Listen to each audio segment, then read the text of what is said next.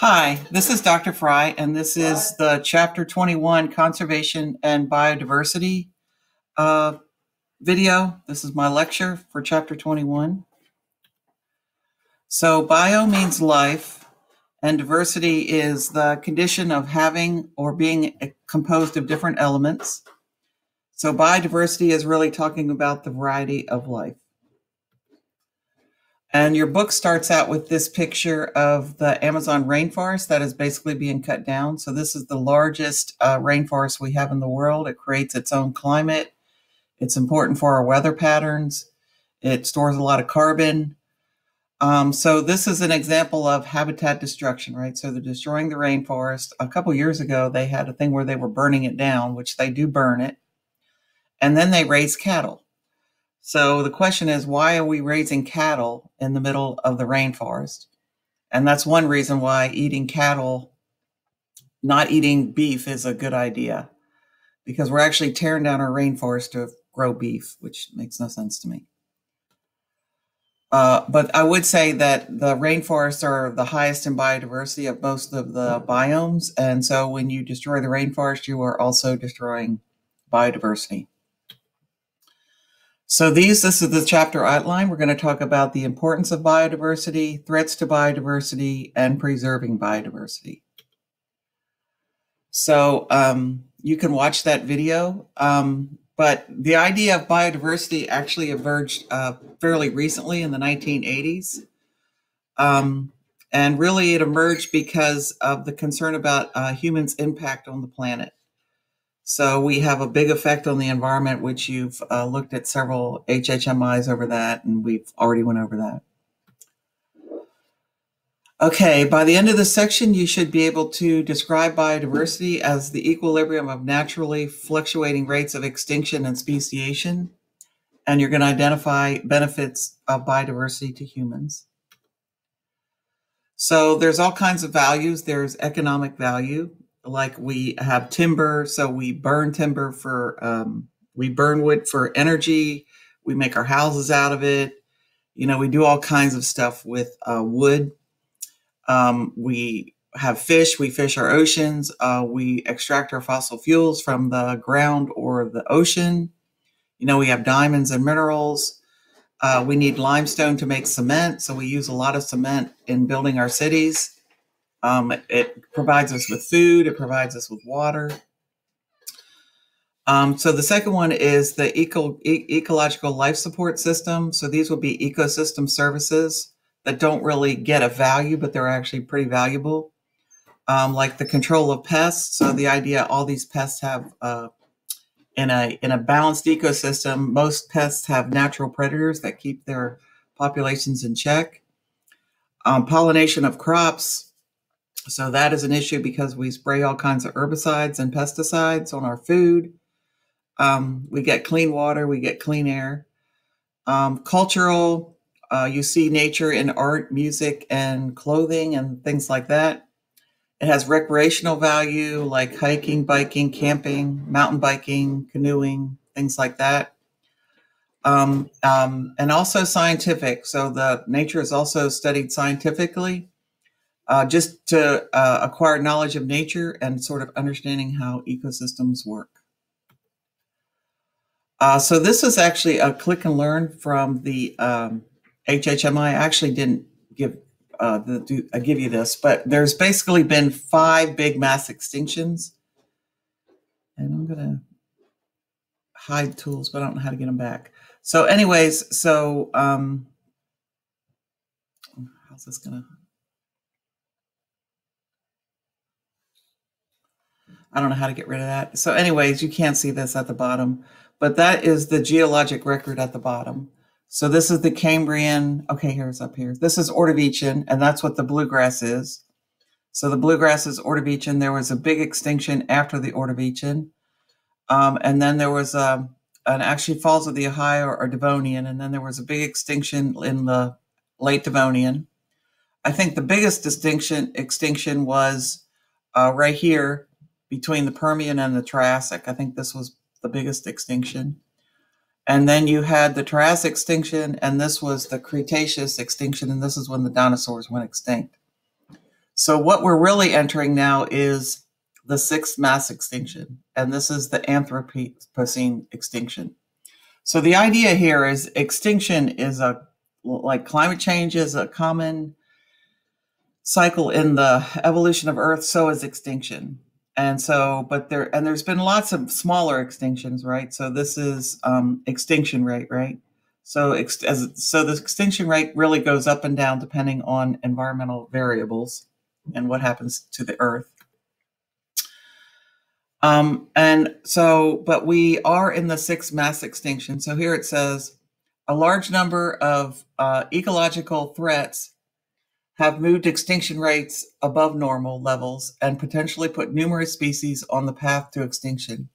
If left unchecked, some scientists predict that within a few human generations, the sixth mass extinctions will become inevitable. So here are some environmental factors that are happening during the Anthropocene: increased CO2, increased sulfur, we're acidifying our oceans, our oxygen levels are going down, sea levels are rising, and temperatures are going up. So it says, many environmental factors linked to past extinctions exist today. Burning of fossil fuels, farming, and deforestation elevate carbon dioxide levels that cause ocean acidification, global warming, and rising sea levels. Pollutants also alter the chemistry of the atmosphere, soil, water, algal blooms, deplete the oceans, and lakes of oxygen. Habitat loss, overfishing, and introduction of invasive species disrupt ecosystems and reduce biodiversity. All right, so basically that's what this is right here, right? So basically that's what I just read over there.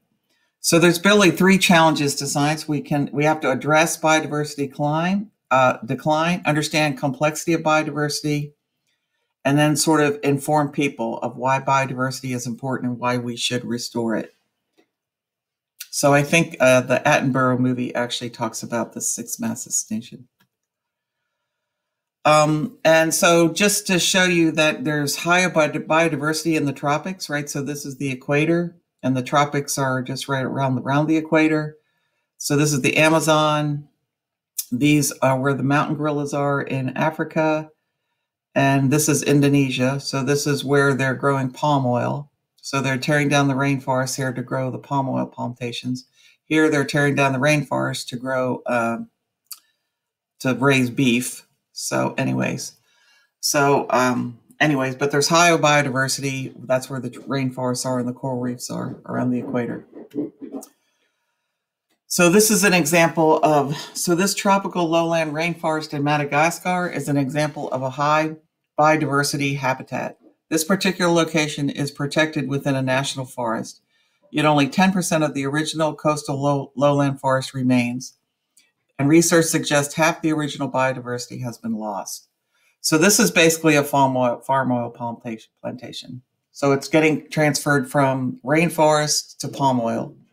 And you could say, why are they growing palm oil? And it's actually a cheap oil that is in just about everything you eat. So if you really want to protect the rainforest, a diet is a really good way to do that.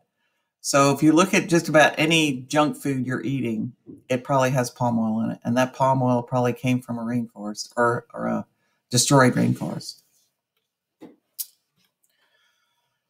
So you also have biodiversity hotspots, and these are mainly around the equator again. So if you look around the equator, so here is, here's the Amazon rainforest, things like that. So the Caribbean is a hotspot.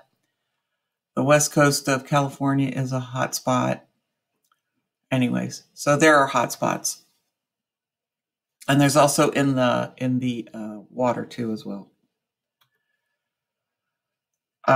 So these are 34 biodiversity. This one comes from your book, but it sort of shows you the same things. So these are places that actually should be protected. Did I see this up here? I didn't. And the nature, oh, here it is. And this is what the Nature Conservancy does. The Nature Conservancy tries to find areas that are high in biodiversity, and then they try to buy those areas up, and then eventually they sell them to something else, but they cannot, there's restrictions on how much they can develop it. That's what the Nature Conservancy does. So there is three types of biodiversity. There's ecological, species, and genetic diversity. And I'm going to go through each one of these. So ecological diversity is different habitats, niches, species interactions, number of trophic levels, niches, complexity of the food web. So all of those things are ecological diversity. We've already studied all that. Species diversity is different types of species and relationships among those species. And then genetic diversity is your different genes and how those different genes can combine within populations. So the first thing I'm going to do is talk about genetic diversity. And it's important to have genetic diversity because so you don't increase these recessive alleles. So recessive alleles generally are bad or deleterious. And this is why you shouldn't have kids with your cousin, or, this is why inbreeding is bad, because basically your kids are not healthy. And an example of that was Darwin. He actually married his cousin, and his kids, he said, were not, robust. But a good example here is these Fugates of Troublesome Creek in Kentucky. And these were the blue people. Actually, he got cut off. So you can see some of them are blue, like the dad is blue and some of the kids are blue, but the mom is not and some of the kids are not. But again, they feel like this is from inbreeding or breeding, with people that are too closely related. But this is a population that was, isolated in the mountains of Kentucky and the hollers and stuff like that. And so they married, things got incestual, I guess. So, but this would be a deleterious, and it actually doesn't hurt them that much. But anyways, you can look that up, but that's an example. But a bottleneck basically is a sharp reduction in the population size due to environmental events like earthquakes, floods, an extinction event, or human activities can also do that. And this is the idea of a bottleneck, right? So there's some kind of event that happens, and then your population plunges. And then hopefully if you're a R strategy species, you can recover fairly quickly. But if you are a K strategy species, there's a good chance that you're going to go extinct. So you're not going to recover. And so this is the idea here, so that before the catastrophe, you could think of these as different genomes, the colors as different genomes. So that you have genetic diversity here, and you have all kinds of different types here. And then as you go through a bottleneck, only the red and the blue survive, and now you have less genetic diversity. And genetic diversity really determines how you can adapt. So if it's good to be, say, a different color, and over here you have the diversity to become that color, you can adapt. But if it's good over here to become that color and you don't have the genetic diversity, you can't adapt and you're going to die or whatever. So so genetic diversity is really important for natural selection and your ability to adapt. So genetic diversity is actually this bottleneck affects different species differently. So cheetahs are a good example. They have very low genetic diversity, and one reason they think that is because in the wild, the males are promiscuous, but so are the females. So here it's showing you that the females actually will have cubs with 3 or 4 different males, right? And so all of her cubs will have different fathers, which give them genetic diversity. So here it shows one has a cough. But if she breeds with one male, all the cubs will be similar, more similar than up here, and all of them could have the cough.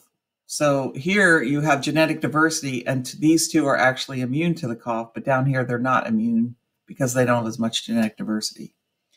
But Cincinnati Zoo actually has a cheetah breeding program.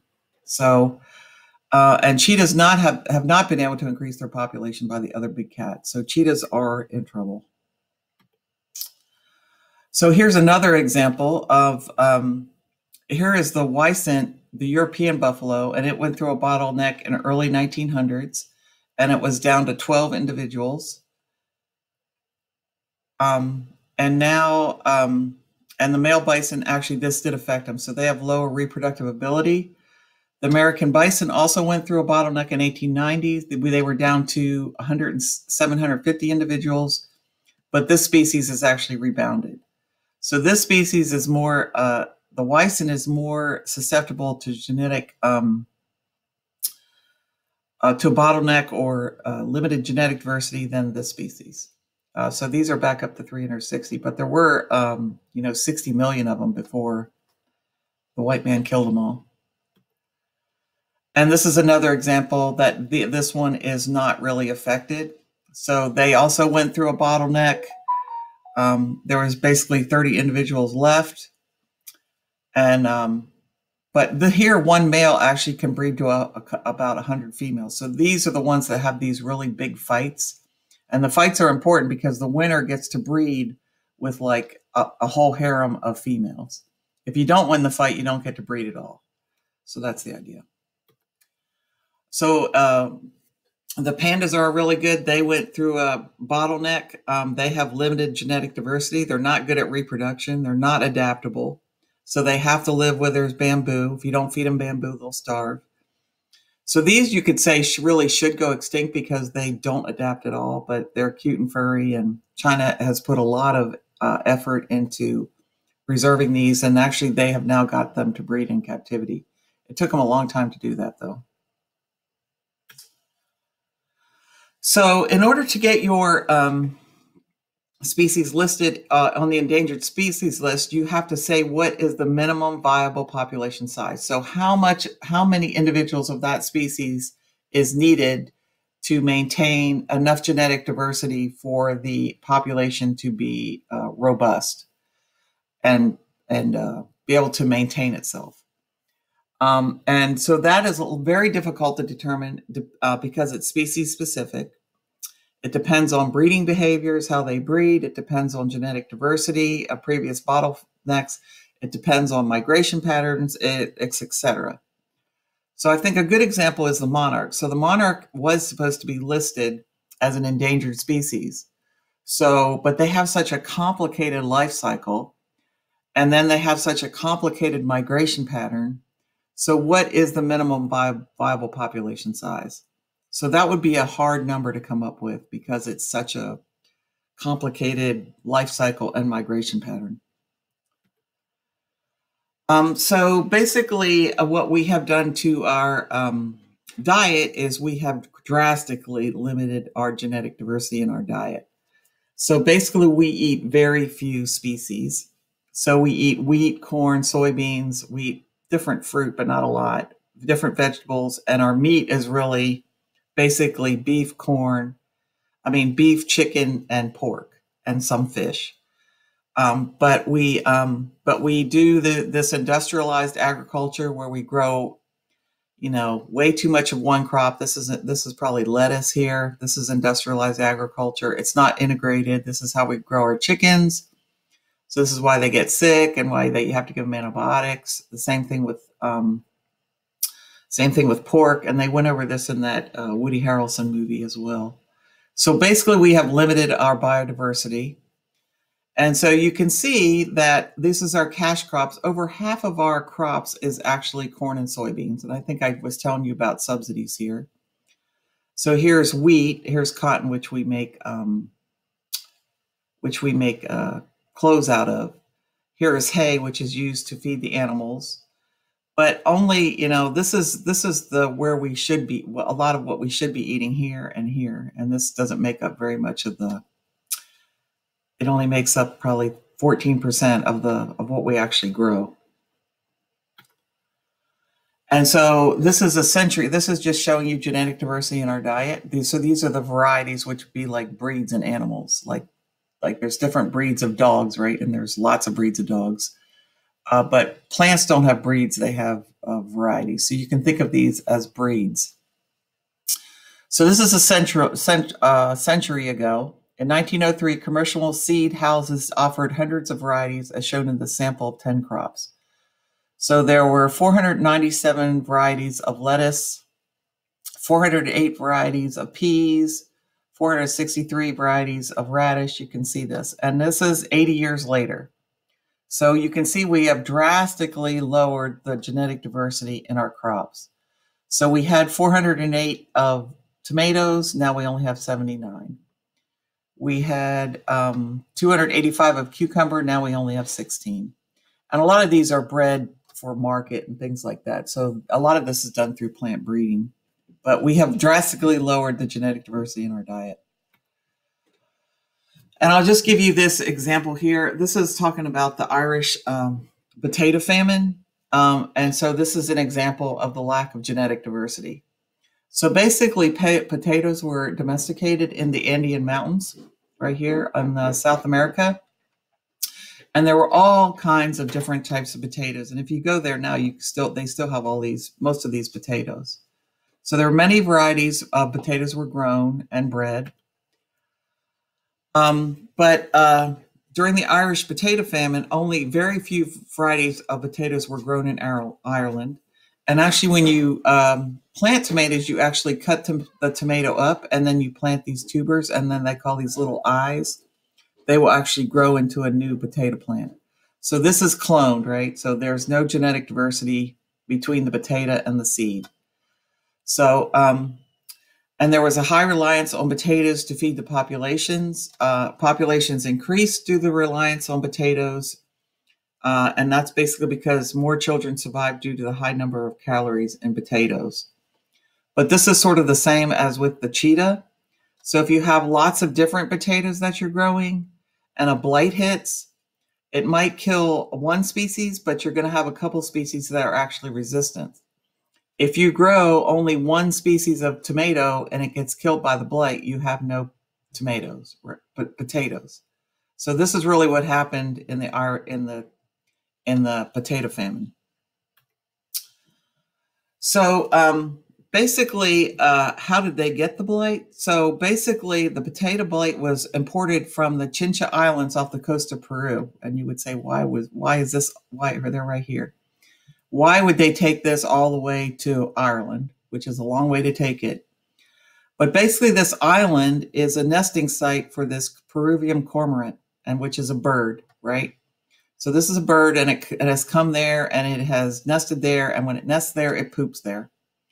And so this is guano, or poop, right? So what they found out was that the locals were actually taking their boat out, and they were getting this guano, and they were bringing it back, and they were putting it on their crops, and their crops were doing well. So the white man said, oh, okay, well, let's do that on a massive scale, and let's take it all over to Europe. And these were like slaves, and there's all kinds of stories about how terrible it was to work on this. But this poop was high in nitrogen, and it was exported to Ireland or Europe, and this bird poop actually carried the blight, and that's how it got to Ireland. So basically, the potato famine, there was a period of mass starvation, disease, and emigration between 1845 and 1852. About 2/5 of the population was solely reliant on the potato. Approximately 1 million people died. And so this actually has ramifications today. So 1 million more emigrated from Ireland, and the island's population fell. So a lot of them actually migrated to the United States, but they also migrated to other places. But this was the big migration. Right, so the United States actually received a lot of those immigrants from Ireland, and a lot of them came over as indentured servants, which means they couldn't pay their way over to the United States, so someone paid for them to come over, and then they had to pay it back to the owner, but the owner would never let it be paid, and they were treated really bad. And so how has this sort of ramifications today? So many of them came as indentured servants, which means they were basically slaves. But they're really the ones who built all these stone fences. If you go to Lexington, there's lots of stone fences. This is where the dulcimer came from. A lot of them settled in the Appalachian Mountains because they were treated so poorly. And so they just wanted to settle in the mountains and be left alone, which is still an issue today. But there still is a strong Irish influence, like the bluegrass music really comes from Ireland, clogging, that comes from Ireland, alcoholism and moonshine and all that, that really is has a strong Irish influence. All right, we'll talk a little bit about species diversity. So this is the different species. So species are a group of living organisms capable of exchanging genes or interbreeding and producing fertile offspring. So in order to be a species, you have to be able to produce fertile offspring. If you can't produce fertile offspring, you're going to die. And this is the Latin binomial name. So this is for humans, Homo sapiens. This should be capitalized and this should be a small letter. This is Panthera tigris. This is the tiger. So this is the genus and this is the genus, but the whole thing is the species. So the species name actually includes the genus name. And this is called binomial. It has two names, right? Bi means two. Okay, so species must interbreed and produce fertile offspring. So the example of a mule. So if you go to the state fair and you see the mammoth mules, they're actually crossed between a female horse, and she's usually a Belgian, and a male donkey, and they call these the jacks at the fair. But the mule actually cannot reproduce. So the mule is sterile. So technically he is not a species because he cannot produce fertile offspring. So he is considered a hybrid because he's a cross between two different species. So I'll show you another example. So this is a liger. And again, this is just done in nature. And I think these were on that movie, that thing on Netflix was Tiger King or something like that. I can't remember what it was called. So, basically a liger is a cross between a female tiger and a male lion, and you call that a liger. And these cats are always bigger than these. And this is a tigon, which is a cross between a female lion and a male tiger. But these generally cannot reproduce. And every now and then it comes out that one of them had a couple babies, but the babies are always really weak and, they hardly ever survive to adulthood. But these cats, they're kind of an oddity, I guess, that humans like to mess with. But again, these would not be considered species because they cannot produce fertile offspring. And then this is how many species are there? And you can watch some of those videos there. But I will tell you, we don't know. So we don't know how many species there are. And it depends on who's counting them. So if you're just counting animals, that might be easier to count, but it's not easy to count earthworms. It's not easy to count things in the water, right? It's not easy to count insects. So, and as a result, most of our endangered species are in this category right here. So, so the coronavirus, they feel like has already mutated. And so has it mutated into a new species? Actually, viruses aren't alive, so I'll take that back. But bacteria mutate all the time and they can become separate species. So it's almost impossible to know how many different species of bacteria there are. These are also very small. So it's really hard to actually, trees are easier because they actually don't move around, or plants are easier because they don't move around as much, but they are also really good at hybridizing, like oaks are really good at hybridizing, things like that. So the real question is, we don't know how many species there are, and that's changing. But we used to have a 5-kingdom system where there were protists, monaran, which are bacteria, kingdom of animals, kingdom of plants, and kingdom of fungi. And they actually have done away with that. And the main reason they did away with that is because of genetic mapping. So now there's the 3-domain system. We have bacteria, archaea, and eukarya. So this is the common ancestor of all life right here. And so this is bacteria. And they have, here you have a chloroplast, here you have mitochondrion. And this is archaea, which is also bacteria. And then this is eukarya. And actually animals are here and plants are here. Right, so we have become much smaller in this sort of tree of life. Most of it is bacteria. These are generally found in extremophiles, right? So they're found where it's really salty or really hot or have a lot of sulfur or something like that. So we have actually, this is the newer system that we've moved to.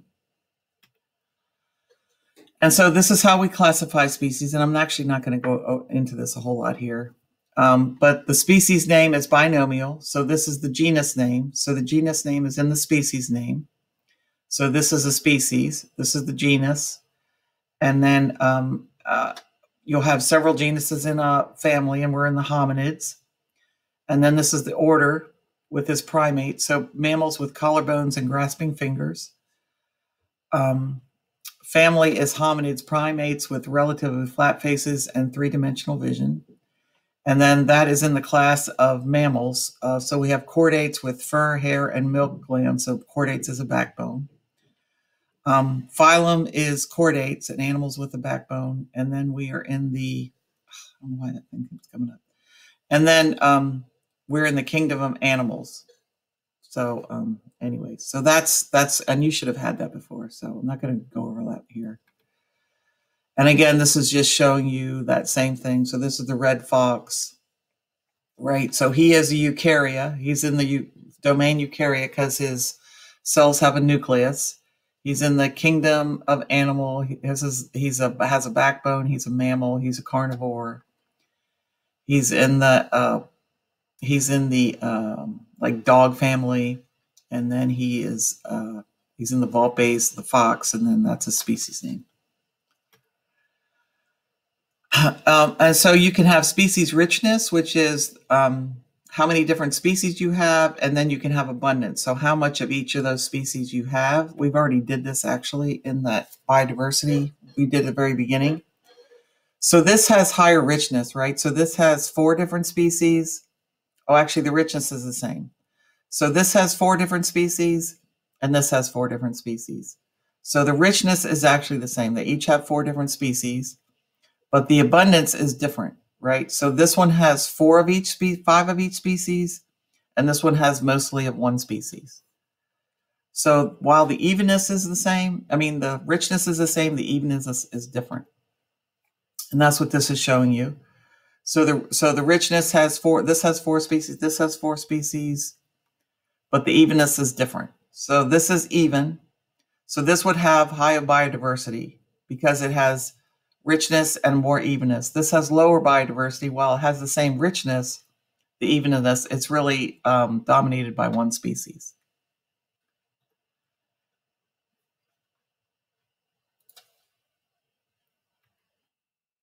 And this is where we did the Shannon-Weiner index, but we did at the very beginning, right? So where we did the, we marked out the plot and you came up with these numbers here, right? So this was the biodiversity number. This was evenness, this was richness, and this was H max. But we did measure those 3 numbers. All right, so the next thing we'll do is ecological diversity. And ecological diversity is really talking about how different things are, right? So you have ecosystems in the water. This would be a coral reef. This would be the Great Plains. So all these ecosystems look very different. I thought I had another one in there. And so there's all kinds of different types of ecosystems or biomes or things like that. And each of those biomes have a set of abiotic and biotic interactions that they sort of live by. They each have their own trophic levels and their own food webs and things like that. So you can also talk about like keystone species and trophic cascades. That's also important. So the idea you have to have all those members intact in an ecosystem in order for it to perform the way it's supposed to perform. So that's the idea.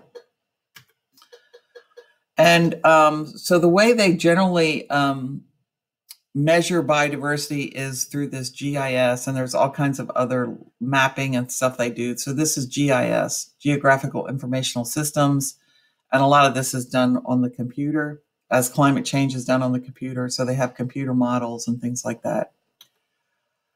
And so here's land cover. So this is another map, right? So here is the Mississippi River. You can see here's the Appalachian Mountains. Here's deserts out here. Here's the Rocky Mountains. Here's the plains. So it's all agriculture now, but anyways. So I can't remember what that is. I think that's population. That's population. So that's the population. There's a lot more population in the East Coast and over here on the West Coast and up here. I think that's population. This is cropland. So again, so this is just showing you how they sort of map this out in ecosystems. So this is Kentucky then and now. So this is pre-settlement. You can see there's lots of land cover, but actually the bluegrass was considered a savanna. But this is all forest. So this was all forested. And this was burned, I know. And now this is now. So, right, so here's Lexington, here's Louisville, here's Northern Kentucky. You can see the landscape has drastically changed. So, anyways. And this is where, I'm not going to go over this a lot, but this is where we did that, where I asked you to look at the different parts of a journal. Of a journal article. And so that was really looking at ecosystem services in Kentucky, right? So I don't know if this will open. Yeah, well.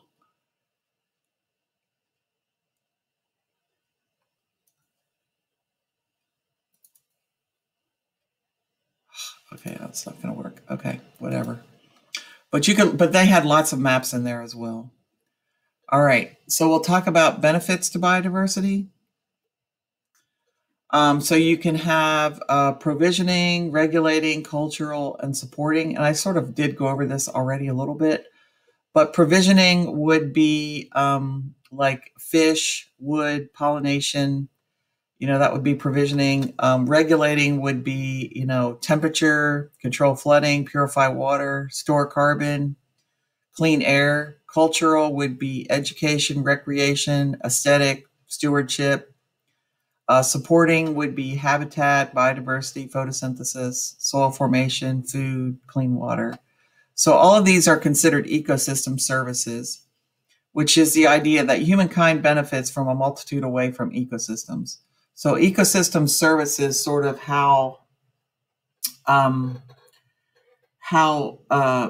what the earth provides us at no cost, basically. And the problem is we live in a capitalistic society that doesn't really give any value to this.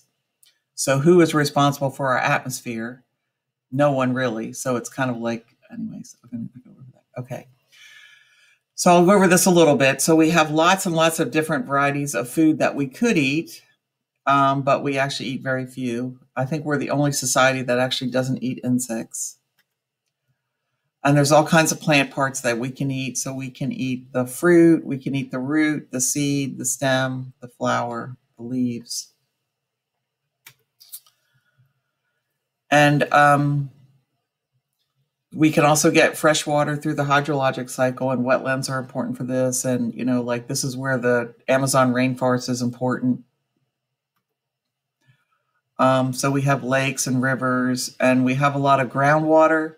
So the limestone in Kentucky is karst. That's why we have all these caves. Mammoth Cave is the longest cave system in the world. One of the biggest aquifers is the Ogallala Aquifer in the Midwest. And the Midwest is really dry. And there's not very much surface water. So that's how they do all this agriculture out here, right? So this is water, and then they use it. But what they have done is they have, really depleted this, and it's not coming back. So the wells have to be deeper and deeper and deeper. And then when you get big holes in the ground where there used to be water, then the earth actually subsides. So this is not sustainable, and everybody knows it. But we live in a capitalistic society, so we don't care. And we also get raw materials. We get lumber, firewood, paper, fossil fuels. We not only use that for energy, we make plastic out of fossil fuels, particularly methane, which is what they frack for. Here's hemp, which is the longest natural fiber. You can make paper, clothes, rope. I think the Constitution is actually made out of hemp paper. You get all kinds of biochemicals that you can make as well. So this is sort of shown.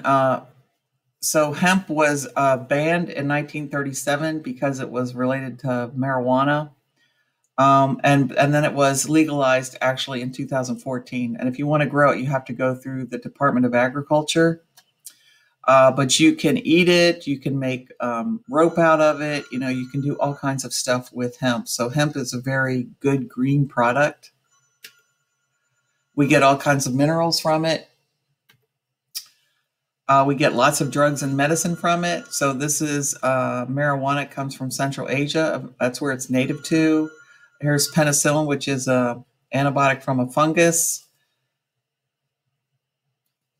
And here is cocaine, which is from the cocoa tree in the Andes Mountains of Peru. So all our good and bad drugs eventually originally came from plants or fungus.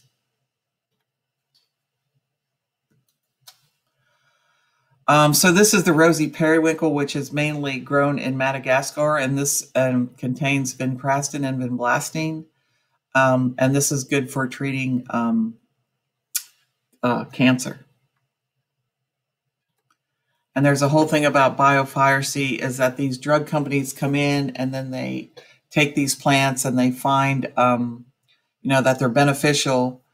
And the drug companies actually make all the money, but the native people don't really benefit. So the companies actually take advantage of, it's called biopiracy is what that's called.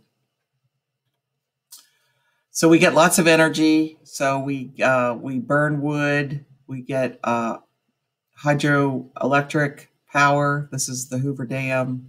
We get, so the water comes through there and it turns those turbines, and that's where you get your power. You generate your power.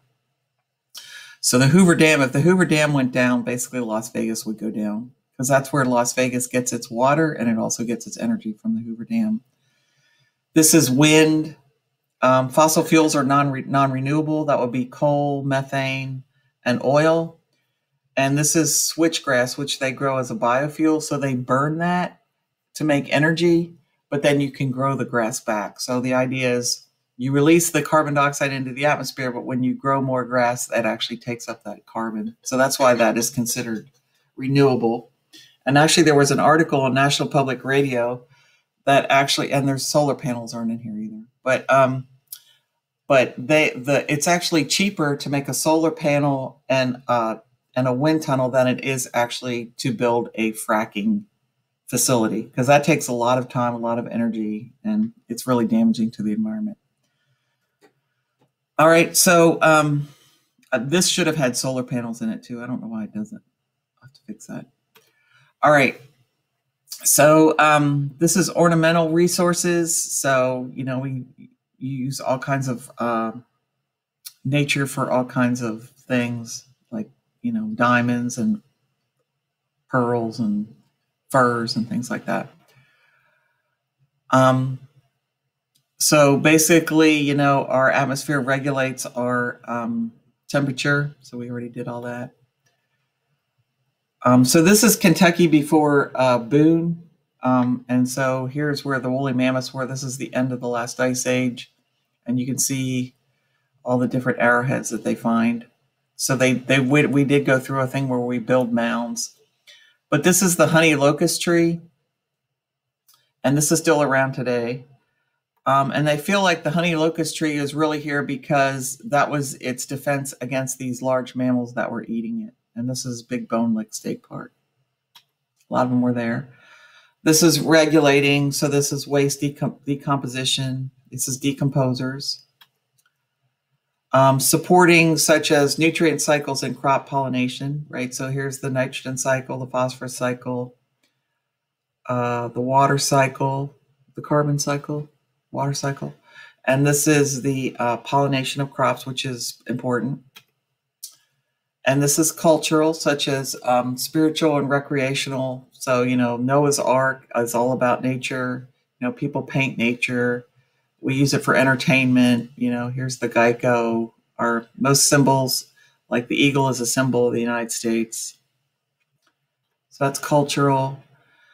We also have recreational experiences. Here they're on safari. Here he's climbing a mountain, skiing, hiking, boating, things like that. So this is science and education. This is Falls of the Ohio State Park. So they just recently opened this new museum up, and it is really good. It's a good museum. It's on the Indiana side. But this is Devonian, and the whole museum is really about the Devonian. And then, and this is Salado Wildlife Education Center. This is in Frankfort, Kentucky. They have like animals there, and it's a pretty good wildlife. They have turtles and fish and snakes and bears and things like that. It's a good one. That's good to go to as well. That's in Frankfort, and this is by Kentucky Fish and Wildlife. Has that one. All right, so I think I'm gonna end here, and I'm gonna make another video. So I'm gonna start here next time.